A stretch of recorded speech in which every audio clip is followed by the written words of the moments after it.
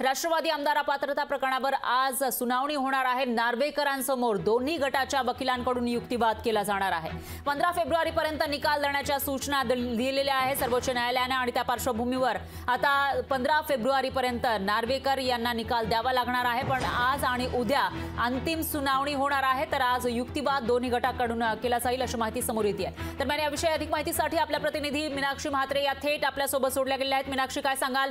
राष्ट्रवादीमधील आमदार अपात्रता प्रकरणावर आज सुनावणी होणार आहे। आजच्या सुनावणीमध्ये नेमकं काय काय होऊ शकतं आणि किती वाजता ही सुनावणी सुरू होईल?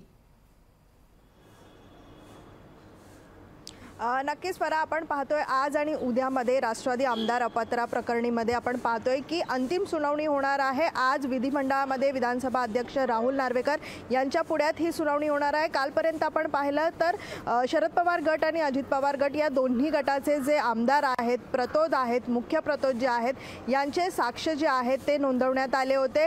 एकूणच आपण पाहतोय की याच अनुषंगाने आज दोन्ही गटाकडून युक्तिवाद जो आहे त्यांच्या वकिलांकडून केला जाणार आहे। तर दुसरीकडे आपण पाहतोय की मागच्या काही दिवसांमध्ये हे अपेक्षित होतं की 31 जानेवारीला याचा निकाल जो आहे तो विधानसभा अध्यक्ष पुढ्यात ठेवणार होते, पण मात्र एकूणच वेळ वाढवून मागितलेली आहे। काल आपण पाहिलं तर सुप्रीम कोर्टामध्ये देखील याबाबतची सुनावणी पार पडली आणि 3 आठवड्यांची वेळ जी आहे ती विधानसभा अध्यक्ष राहुल नार्वेकर यांचे वकील तुषार मेहता यांनी सुप्रीम कोर्टात मागणी केली। सोबतच आपण पाहतोय की 3 आठवडे न देता 2 आठवड्यांची वेळ दिलेली आहे, म्हणजेच 15 फेब्रुवारीपर्यंत निकाल द्यायला पाहिजे अशा सूचना ज्या आहेत त्या सुप्रीम कोर्टाने विधानसभा अध्यक्ष राहुल नार्वेकर यांना दिलेल्या आहेत। त्यामुळे आपण पाहतोय की आज आणि उद्या म्हणजे 30 आणि 31 जानेवारीला अंतिम सुनावणी जी आहे ती पूर्ण होणार आहे आणि यानंतर आपण पाहतोय की निवडणूक आयोगाचे देखील पक्ष आणि चिन्ह बाबतचा निकाल जो आहे तो येणे अपेक्षित आहे। या 2 ते 3 दिवसांमध्ये निकाल येण्याची अपेक्षा आहे।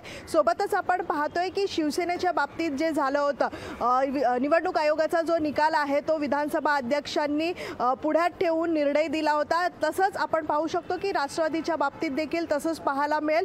विधानसभा अध्यक्षांना वेळ पाहिजे आहे, जोपर्यंत निवडणूक आयोगाचा निकाल लागत नाही तोपर्यंत त्यांना निकाल देता येणार नाही, त्यासाठी हा वेळ वाढवून मागितलेला आहे। त्यामुळे एकूणच आज आणि उद्यामध्ये नेमकं दोन्ही गटाच्या वकिलांकडून कशा पद्धतीत युक्तिवाद केला जातोय हे देखील पाहावं लागेल।